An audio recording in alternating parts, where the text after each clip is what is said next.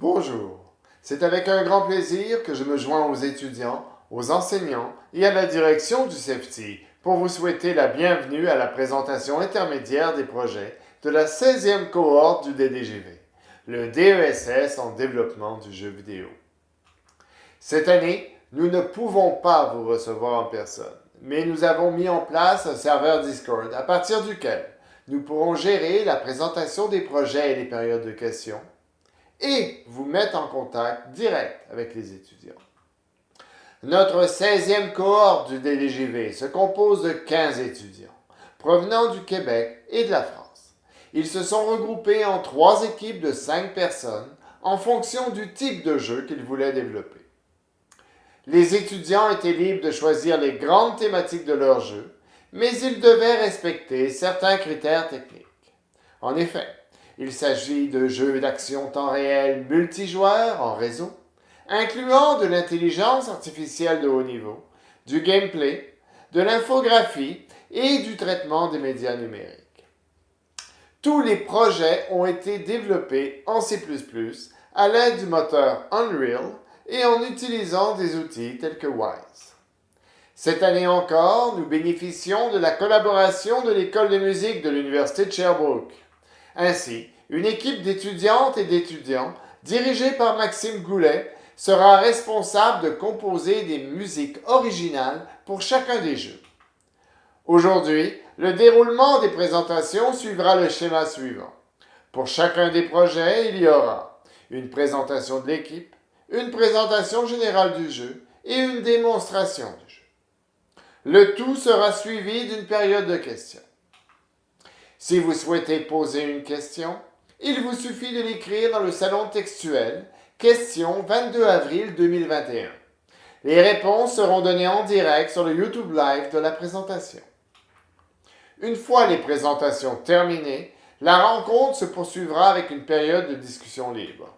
De plus, n'hésitez pas à aller visionner les capsules vidéo présentant les aspects techniques des jeux dans les salons des différentes équipes. Et maintenant, place aux présentations. Nous commençons avec l'équipe Angry Mouse et leur jeu intitulé Squad Leader, Battle for Alara. Il s'agit d'un TPS multijoueur futuriste où les joueurs contrôlent une escouade de robots pour la conquête du champ de bataille. Bonne présentation.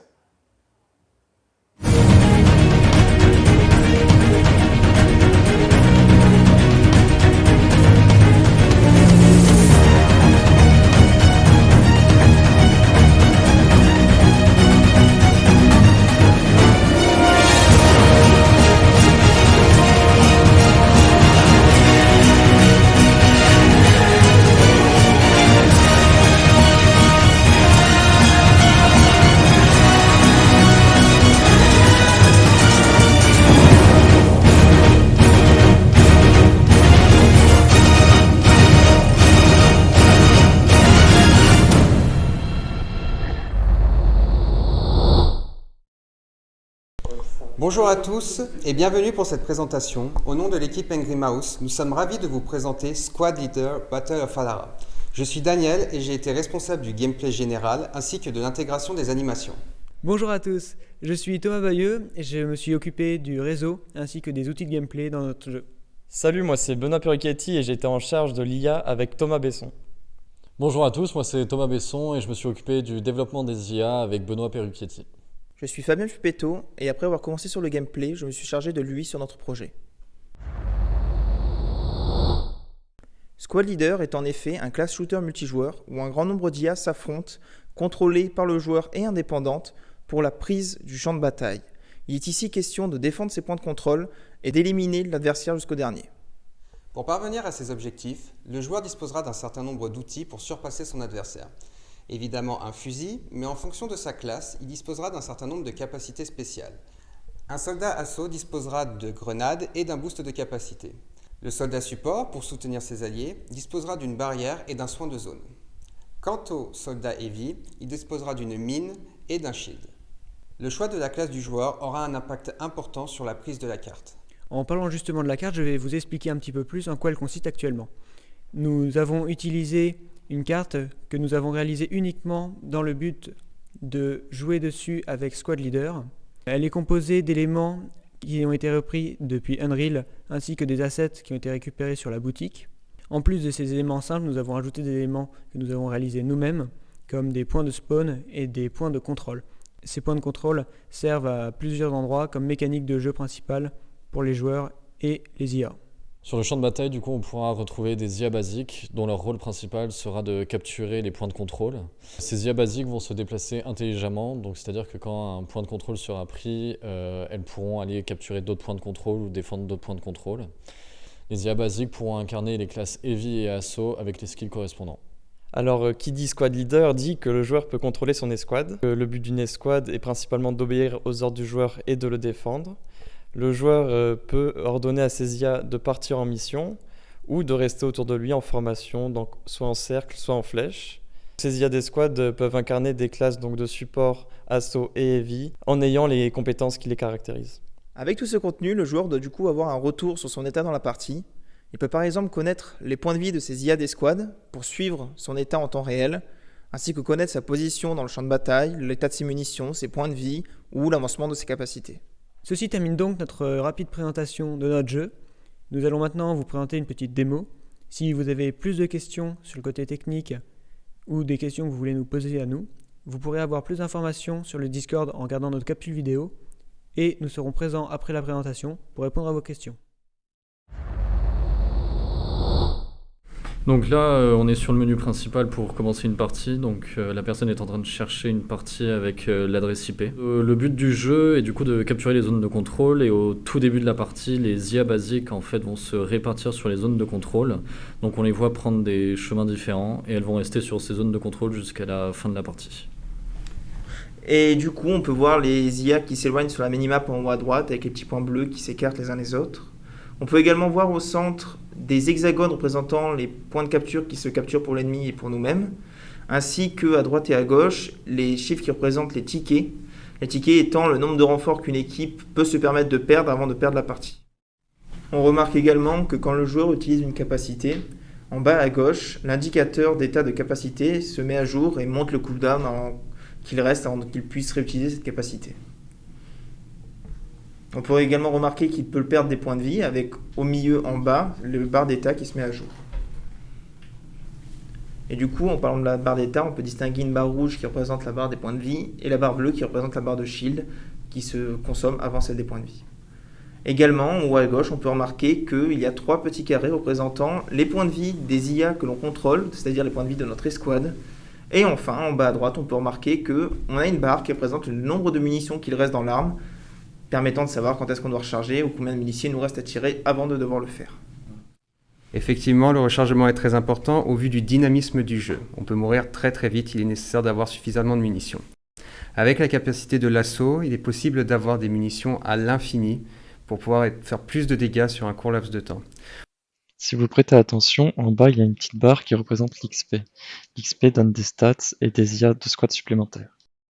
On peut voir que l'action se situe généralement entre les zones de contrôle situées un petit peu partout sur la map. Ce sont des grands carrés blancs que l'on repère facilement et qui servent pour répartir les équipes ainsi que pour plusieurs mécaniques de gameplay. En effet, si un joueur réussit à contrôler tous les points de contrôle, la partie se termine et il a gagné la partie. Le joueur vient de réapparaître proche du point de contrôle qu'il avait précédemment contrôlé. Il peut donc repartir plus vite dans la bataille et être plus rapidement près de ses IA qu'il peut pouvoir aider et pour éliminer l'ennemi qui essaye de se rapprocher justement de ce point. Dans ce passage, vous allez voir un combat joueur contre joueur. Cela ne se voit pas énormément pour le moment car nous n'avons pas encore mis tous les modèles de personnages en place dans notre jeu. Nous prévoyons pour le mois de mai d'avoir l'ensemble des modèles pour toutes nos classes de soldats pour que tous les joueurs puissent savoir à qui ils font face. Vous vous apprêtez à voir le grand saut d'une IA qui vient de se faire projeter par une grenade. Un soldat est proche d'une explosion d'une grenade, plus l'impact sera fort et également les dégâts. Dans Squad Leader Battle of Alara, notre joueur est en permanence en compagnie d'IA. Donc il peut avoir sous son contrôle de 3 à 5 IA. Et ces IA, comme dit précédemment, peuvent être des IA d'assaut, des IA heavy et des IA support. Le joueur à terme pourra choisir la composition de son escouade. Le joueur peut donner des ordres à ses IA d'escouade via une roue de sélection. Donc pour l'instant, on a 3 options. On a une option en rouge qui est de donner une mission à une IA. Donc donner une mission à une IA, ça demande à une IA d'aller sur un point et ensuite, une fois que ce point est capturé, de patrouiller autour de celui-ci pour le défendre. Le joueur a le choix aussi de demander à ses IA d'escouade de se mettre en formation autour de lui. On a implémenté 2 formations jusqu'à maintenant, une formation flèche qui est plutôt offensive et une formation rond qui est plutôt pour défendre le joueur. Nos IA sont évidemment dotées de vue, mais aussi détectent quand elles sont touchées. Une fois touchées, les IA se retournent vers la source du tir et si l'ennemi se trouve face à elles, vont engager le combat. Vous apercevez peut-être la forme de soldats en orange qui représente les ennemis cachés derrière les murs. Il s'agit de la capacité ultime de la classe Assaut, que nous ne avons pas présentée pour le moment parce que nous allons l'implémenter plus en détail au mois de mai. La classe Support et la classe Heavy auront leur propre ultime. Pour la classe Support, il s'agira d'une grenade brouilleur et pour la classe Heavy, probablement d'un bâton. Nous avons fait la carte de jeu à la main. Nous avons utilisé des formes simples et des textures que nous avons trouvées sur la boutique pour essayer d'avoir une carte qui est relativement légère. Nous avons après rajouté des éléments que nous avons trouvés à côté, mais toujours en gardant en tête le fait que ces éléments ne consomment pas trop de ressources pour permettre d'avoir plus de temps pour réaliser d'autres calculs et avoir plus de possibilités dans notre jeu. En Squad Leader Battle of Alara, on a accordé une attention toute particulière à l'IA. C'est pourquoi nous avons été 2 développeurs presque à plein temps sur cette thématique. Une des problématiques assez importantes lors du développement de l'IA de notre jeu, c'était le déplacement de nos soldats en combat. Pour ce sujet et approfondir, je vous invite à regarder ma capsule sur l'Advanced Flocking Behavior. Ce composant permet à nos IA d'avoir des comportements plus réalistes en combat et mieux se positionner. L'un des autres points importants de nos IA qu'on a voulu mettre en place était le fait qu'elles soient prudentes. Du coup, pour ça, on a développé toute une carte d'influence. L'IA en face du joueur actuellement est dans un état d'attaque. Nos IA, que ce soit basiques ou des squads, peuvent avoir plusieurs états. Là, actuellement, les IA basiques que nous voyons sont dans un état patrouille. Et le joueur ne s'apercevra pas de la mine qui va l'achever. Il s'agira du dernier ticket avant la fin de la partie. Ici, il s'agit de la victoire de ce joueur. Après quelques secondes, il va retourner au menu principal. Et il est prêt pour vous rejoindre dans une nouvelle partie. Un grand merci pour votre attention. Nous sommes ravis d'avoir pu vous présenter notre jeu. Et si vous avez des questions, n'hésitez pas à les poser dans le channel.